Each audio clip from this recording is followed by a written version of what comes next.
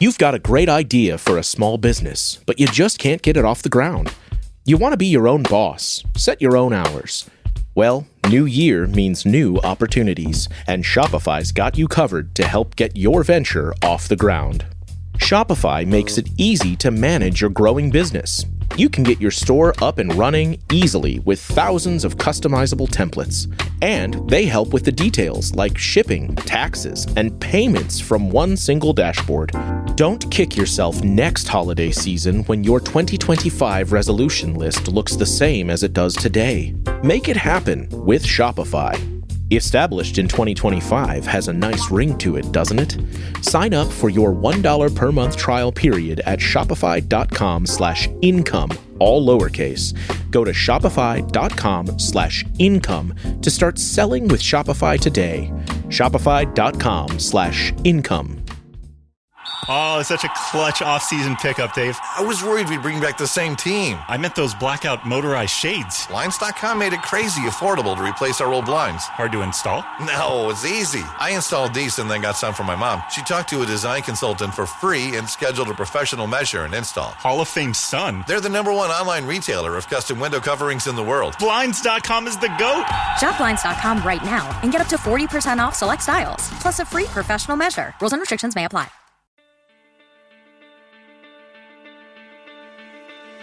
Hey friends, I'm Rachael and I'm your host for the Hearing Jesus podcast, where I help you to know God and to make Him known. Today we are diving into Genesis chapter 7, which details one of the most sobering moments in all of Scripture, the famous scene of the flood.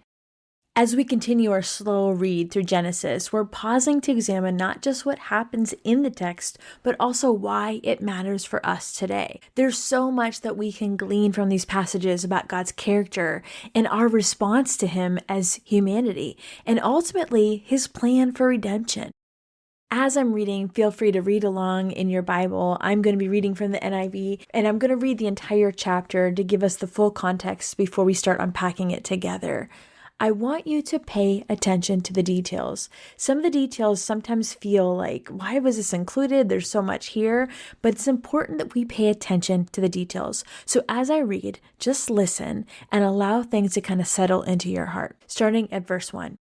The Lord said to Noah, "Go into the ark, you and your whole family, because I have found you righteous in this generation.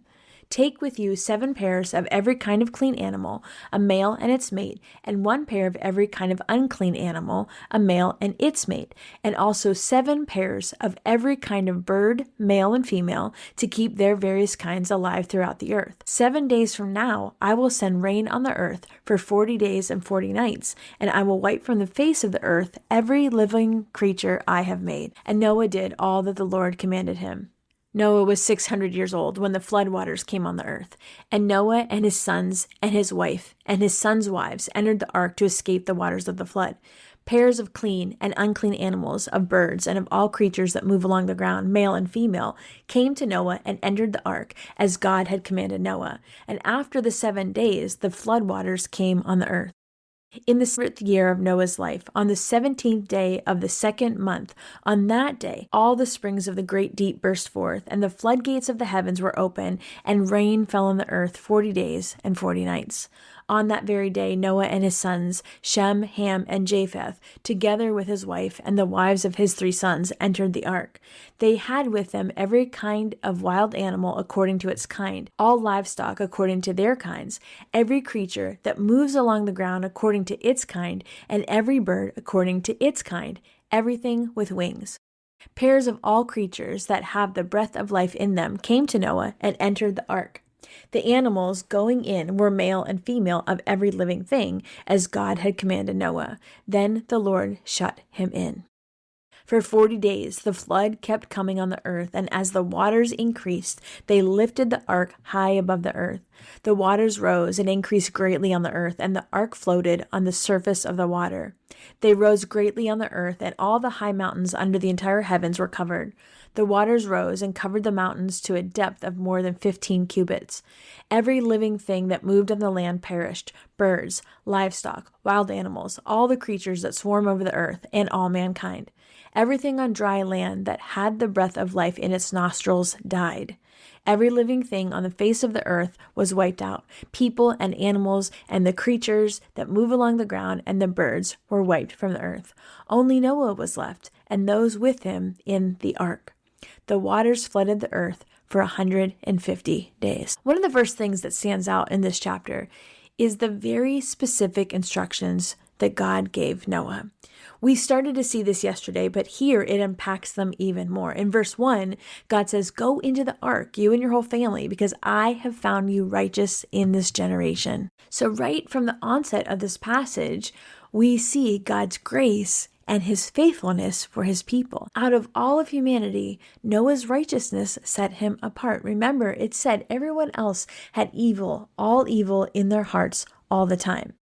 And we touched on this the other day, but I just want to remind you, what does it actually mean to be righteous? Does this mean that Noah was sinless? No, not at all. I think sometimes we look at some of these stories in the Bible and we think we can't measure up. And while that's certainly true when it comes to Jesus, we have to recognize that God used imperfect people in his plan. He was not looking for somebody that was perfect. Noah was not perfect. Righteousness in this context means being in right relationship with God. Does that mean we're not going to mess up? Absolutely not. And we'll see later as Noah's story unfolds is he absolutely does mess up. But Noah was obedient to God's commands, even when they don't make sense. That we talked about that yesterday. Think about it. Building this massive ark in the middle of a dry land, a boat that's bigger than anything he's ever seen before, gathering animals, over 20,000 animals, scholars believe, and preparing for an event that had never happened before. That took incredible faith. And God's instructions did not just stop with humanity. Of course, it revealed his care for his creation. He didn't just tell Noah to save the family. He gave these precise details about preserving animals and birds. There's a preservation, a remnant of his creation. Why? Because God's heart is always for redemption and restoration, even in judgment. He's making a way for life to continue after that judgment. Think about this. In verse 4, it tells us that Noah only had 7 days to load 20,000 plus animals. The guy was 600 years old. I don't know about you, but for me, I'm like, dang, that sounds like an exhausting week. You know, I've had some pretty exhausting weeks, but never that exhausting. How do you even get 20,000 animals to do what you need them to do? But then it says the animals came to Noah as God had commanded. See, Noah didn't actually have to put the animals in the ark.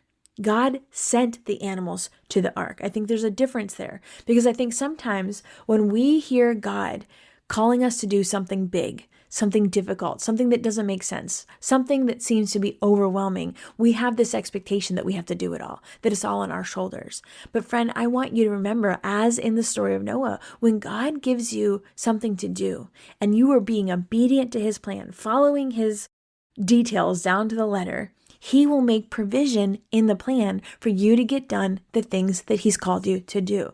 There have been so many times in my life where I've been up against impossible circumstances in the flesh. Even other people around me that were ministry experienced were like, I don't know how this is going to go. And yet time and time again, I see God show up in the details. And he makes a provision where there seems to be no provision. This is also the first time that we see the length of time that God says it's going to rain. Remember, up until this point, Noah had no idea how long they were actually going to be on the ark. Here it says it's going to rain for 40 days and 40 nights. Now remember, yesterday we talked a little bit about how there's a parallel between the creation story, then the flood story, and then the tabernacle story, which we'll study later. But here we see that again. If you remember, They spent 40 years in the wilderness, the Israelites did. So this is a little bit of foreshadowing and paralleling, and that's kind of one of the areas that we'll get into later. But I just want you to start to pay attention to some of those details that we see in these stories. There's also a parallel because the salvation of Noah and his family was actually a foreshadowing of Jesus and the salvation that he would one day offer us. I think it's important to pay attention to all those things as we go. I just want to point that out for you. And then we see down actually all the way on the bottom at verse 24 that it wasn't actually just 40 days and 40 nights. Those waters flooded the earth for 150 days. And tomorrow we'll see in chapter 8 that it took an additional 150 days for the water to recede. So if you put everything together throughout every mention in the flood narrative, it was actually over a year that they were on that boat. Now let's talk about the actual flood for a minute. The language used in verses 11 and 12 is pretty striking. It says, "All the springs of the great deep burst forth, and the floodgates of the heavens were opened." Remember, we talked yesterday a little bit about this. This was not just a rainstorm. This was seen as a cosmic event. It was seen as a cosmic weapon, and it completely undid the creation that God had started with. It completely undid it. In the ancient world, water was often seen as a symbol of chaos. And here, there's this reversal. Because remember, in the beginning of creation, there was water and there was chaos. And God is the one that brought order to the chaos. Now, he's bringing chaos to the order. It's a reversal. And so this has been directed by God as part of his judgment on the earth. And yet, even in that, there's order. God tells Noah exactly what to do and when. He gives him step-by-step instructions. There's a detail that stands out to me. It's verse 16. It says, "Then the Lord shut him in." Now remember, yesterday we talked about how there was no rudder, there was no sail, there was really no way to steer or navigate this boat. And now we see that the Lord himself shut him in. I think, again, that is a reminder of God's protection because Noah didn't have to figure out how to close this massive door to the ark. He had done the pitch and prepared everything as best as he could. But what about the seal? How is that going to work? Well, God himself sealed it. That is an act of God that we see as he shows up, even in the midst of the judgment and the ensuing chaos that's getting ready to happen. He is the one who saves and secures his people. Do you like to shop? You know that I do. So I wanted to let you know about some extra resources I have over at my online store at shehears.org. They're designed to help you grow in your faith. Whether you're looking for a new Bible or Bible tabs or even additional Bible studies, I've curated a selection of some of my favorite things that I think you are really going to love. For our podcast listeners, I'm offering a 10% discount when you enter the code PODCAST. Again, head to shehears.org and use the code PODCAST for 10% off. Have you ever felt like God was calling you to something bigger? ELIC invites you to step out in faith and serve as an English teacher in Asia, the Middle East, or North Africa, places where education and eternal hope are desperately needed. Through a decades-long partnership with Wheaton College, ELIC equips you to teach and build meaningful relationships. Even better, you can earn an advanced degree at a discounted rate while serving overseas. And don't worry if you've never taught before, ELIC provides comprehensive training and support to prepare you for the classroom and beyond. For more than 40 years, ELIC has been helping Christians live out their faith with purpose. If you've been searching for a way to grow spiritually, invest in your future, and make an eternal impact, this is your opportunity. Visit elic.org/hearingjesus to learn more and take your first step today. That's elic.org/hearingjesus. Don't miss this life-changing opportunity. My name's Preston Sprinkle, and I host the Theology in the Raw podcast. Theology in the Raw aims to help believers to think Christianly about theological and cultural issues by engaging in curious conversations with a diverse range of thoughtful people. I have conversations with a wide range of different guests who come from different perspectives, and no topic is off limits. Sexuality, abortion, politics, LGBTQ, warfare, violence, marijuana, immigration, you name it. If you have a theological or cultural issue that you have been wrestling with over 1,100 episodes, we've probably talked about it on Theology in the Raw. Along with conversations with various people, I also address questions sent in from my audience every month. And occasionally, I will talk about some of my latest research projects that I'm currently working on. Theology in the Raw is not for everyone. It is uncut, uncensored, and I don't give trigger warnings. So check out Theology in the Raw through your favorite podcast app.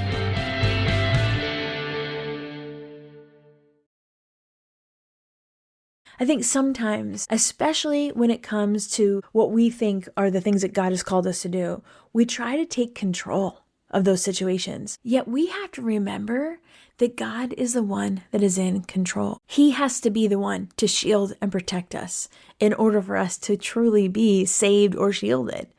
And I wonder if you're like me, if there are areas in your life where you need to let go a little bit and allow God to take over. I think especially in moments of chaos, culturally, I think we've been in a season of chaos lately. And by lately, I mean the last couple of years. There's a cultural chaos. And I think from a ministry perspective, there have definitely been times in my life where I'm trying to figure out, how do I minister to this person? What do I do with this person's brokenness? How do I respond in a way that points them back to Jesus? And I would put so much pressure on myself, where finally the Lord had to interrupt my thoughts and say, would you just be obedient and do the things I've called you to do and trust me to be the one to bring about their salvation? As we see these floodwaters start to rise, we're faced with the sobering reality of judgment.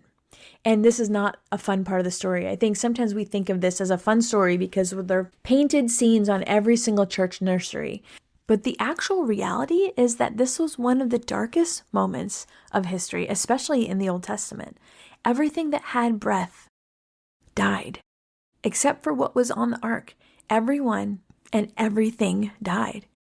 That's difficult to read, because it shows that there's this severity of sin and the consequences of sin. Sin has real world consequences, and it doesn't just affect individual people. It corrupts entire communities and the earth itself. And so we see that, but yet, even before we get to the rainbow, which we're going to unpack that more later, there's still hope. There's still hope in this passage because God's plan did not end with judgment for Noah and his family. There was a saving grace there. His intention was always to redeem and restore. God's intention still is always to redeem and restore. Noah and his family represent this new beginning in the Old Testament, where the ark becomes a symbol of salvation that points us forward and eventually forward all the way to Jesus, which in our context is our ark. If you want to think about it metaphorically, that's really what this boils down to. It's a foreshadowing. So there's this obedience portion that we see from Noah's family that led to salvation for his family. What does that remind you of? Well, it reminds me of the obedience of Jesus that led to salvation for everyone who believed in him, not just a select few, because he made a way for everyone. All we have to do is believe in him. And the flood reminds us that there is the seriousness of sin, the consequence of sin. Jesus took the consequence of sin all the way to the cross. But it also highlights God's heart and his provision for rescue then and now. One theme that's woven throughout Genesis 7 is obedience. In verse 5, we read, Noah did all that the Lord commanded him. And then we see it again in verse 22. Noah did everything just as God had commanded him. We read that a couple times yesterday. We'll see it throughout the story. Noah's obedience was not partial. It was not conditional. It was complete. And I think that's a challenge for me, because often what I want to do is I want to obey God on my terms. I might say, okay, God, I'm going to follow you as long as it's convenient, as long as it makes sense, as long as Home Depot has the supplies. I'm going to trust you as long as I understand you. But the reality is that's not what God asks, and that's not what he requires. Noah's story helps us see that sometimes obedience means stepping into the unknown, trusting God with the details, and relying on his provision. Isn't that the very definition of faith? This reminds me of a time in my own life when God asked me to step out in faith. And there's been lots of times, but I remember one of the very first times that I was ever going on a mission trip. And at that point in our life, we were actually living on WIC and coupons. I had a newborn baby. I had little kids at home. I had a job. I owned a daycare at the time. But at that year, the budget for the state of Pennsylvania did not pass. And so that halted all of our funding for all of our low-income children that were on public assistance. And so I had definitely had some private paying clients, but I had a lot of kids that were on public assistance. And so what that means is there was tens of thousands of dollars that were not coming in. And I think over the course of 6 months, it was probably like $60,000 or $70,000 that the government did not pay me. And I didn't have the heart to kick the kids out. I still continued to watch the kids. I paid for all the staff, but yet there was a consequence to that because my family was the family that suffered. And so we were literally living off of WIC and coupons. So it was peanut butter and eggs. If you don't know, WIC is Women, Infant, Children. And it was a program that provided protein kinds of things for moms and families if you were nursing. So it was things like eggs and peanut butter and tuna fish and fortified cereals and things like that. That's literally what we were eating off of. We had a little Amish bent and dent grocery store where I could get 4 boxes of Hamburger Helper for $1, and my husband hunted deer, and that's how we survived that winter. And so at the same time, we had bought in a house, and it wasn't a big extravagant house. It cost $55,000, which for us was a ton of money at the time. And we financed it, of course, and we were making payments on that house. And it was also in the process of being remodeled because it was a foreclosure home. It was the only way we were able to afford a home at that time. And so that house had gone in foreclosure and had sat vacant, which meant I live in Pennsylvania. Over the winter, they had not taken care of things. So all the pipes had busted. All of just every single room that you could think of, there was a mess in that had to be cleaned up. We are no strangers to hard work. I am definitely well versed in getting my sleeves rolled up and putting some elbow grease into projects. And so that's what we were in the middle of, but we could not move into that house. And so we were also still renting the house that we were in prior to buying that house. So on top of having no money, of all of our government assistance funding for our kids going out the window. And then on top of that, me still keeping those kids in care and having to pay out of pocket the staff to watch all of those kids. I mean, I had a fairly large daycare. I had 12 full-time staff. We had no money. And it was in that time, that lean financial time, that God told me to go to Africa. And I just thought, okay, I don't know how that's going to work. We have no money. We have no money. And yet God said, I want you to go. And so in faith, I stepped out and I made the decision to go. And each step of the way, I'm going to the meetings and I'm trying to raise funds. And even the shots to go were incredibly expensive. And then you needed malaria pills. And I was doing all these fundraisers and selling anything that wasn't nailed down. And I had different friends that, one paid for my typhoid fever shot and one paid for my hepatitis shot and one paid for my antibiotics for malaria. Just all these things. I still worked. I still hustled. But when it came right down to it, it was like $1,800 for the flight. And I just did not have it. There was no way I could even get it. I couldn't sell old pairs of jeans and shoes to make up the difference. And so I kept praying about it and said, Lord, I know that you called me to go. I know that you did. I don't have the money to go. So I am trusting you that you are going to provide. It came down to the day that the money was due, the very day that the money was due. And I didn't understand at the time. I just thought, okay, well, I guess I'm not supposed to go. Maybe I don't know what this is. I don't know the theology of this. I don't understand this whole process, but I guess I wasn't supposed to go. And I went out to the mailbox, and in the mailbox was a check that was a refund check from an insurance policy that I had had 10 years prior. And that refund check was for the exact amount that I needed to take to the church that day in order to be able to pay for my plane ticket. And actually it was $5 over. So I kind of joke and say the Lord gave me the extra $5 in gas money to run it up to the church. And so I got it in by 4:00, which was the deadline by the time the staff left the church. And I came back home and I just wept. Because in my mind, at that time in our lives, $1,800 was impossible.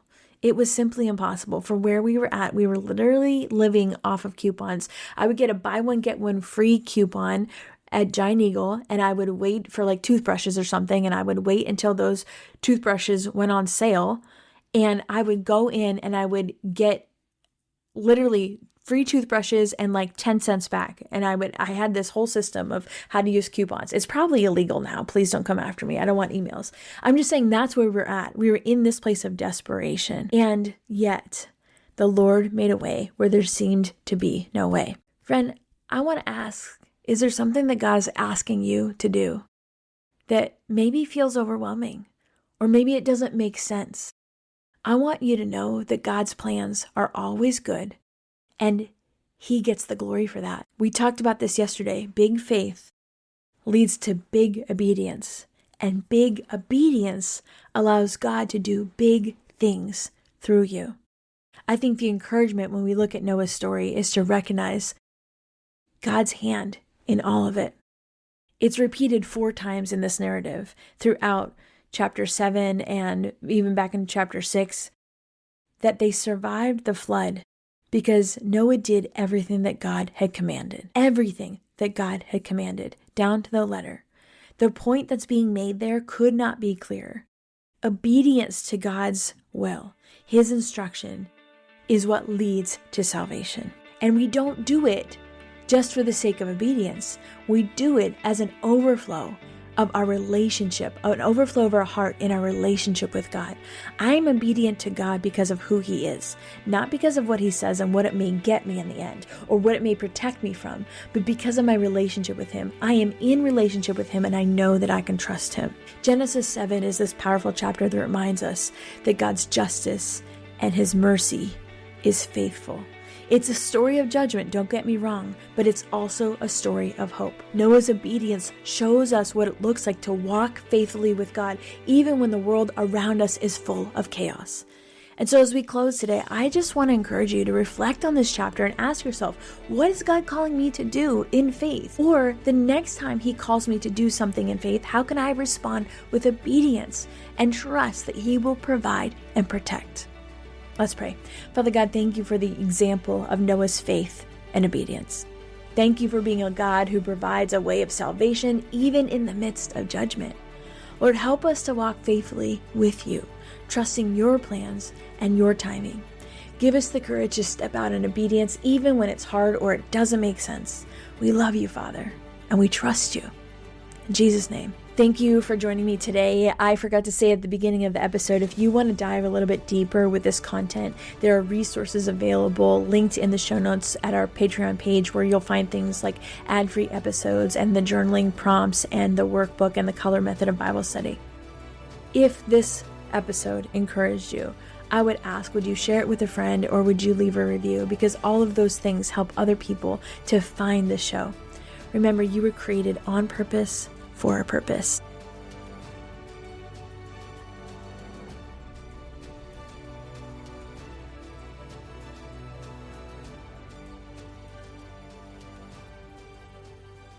Proud member of Converge Podcasts.